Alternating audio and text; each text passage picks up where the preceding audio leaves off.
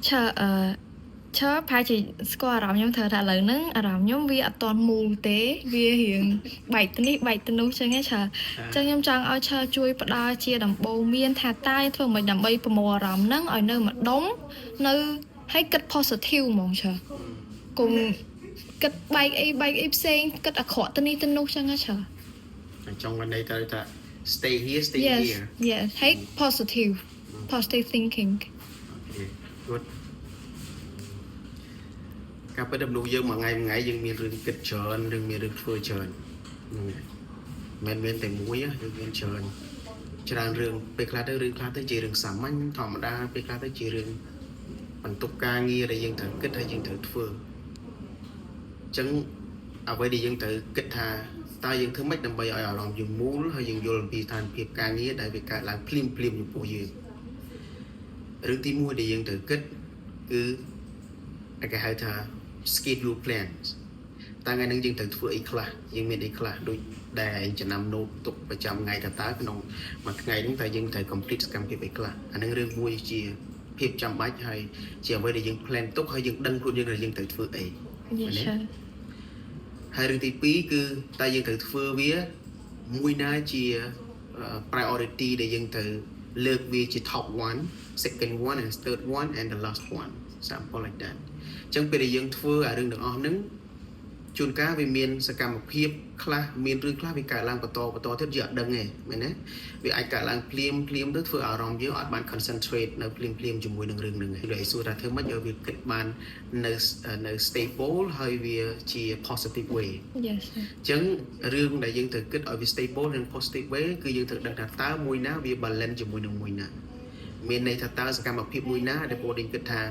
យើងគួរធ្វើវាឲ្យចប់ចុងចដើមហើយយើងស្គាល់អំពីគុណភាពនៃ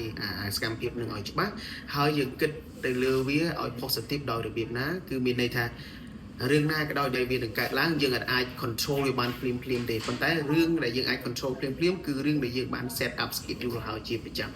អញ្ចឹងយើង control ទៅលើវាឲ្យបានជាប់ទៅបន្តមកទៀតរឿងដែលវាអាច interrupt យើងខាងក្រោយទៀតយើងបើវាមិនចាំបាច់ទេមិនចាំបាច់ព្យាយាមទាញវាចូលមកក្នុងការងាររបស់យើងប្រចាំថ្ងៃឯងអញ្ចឹង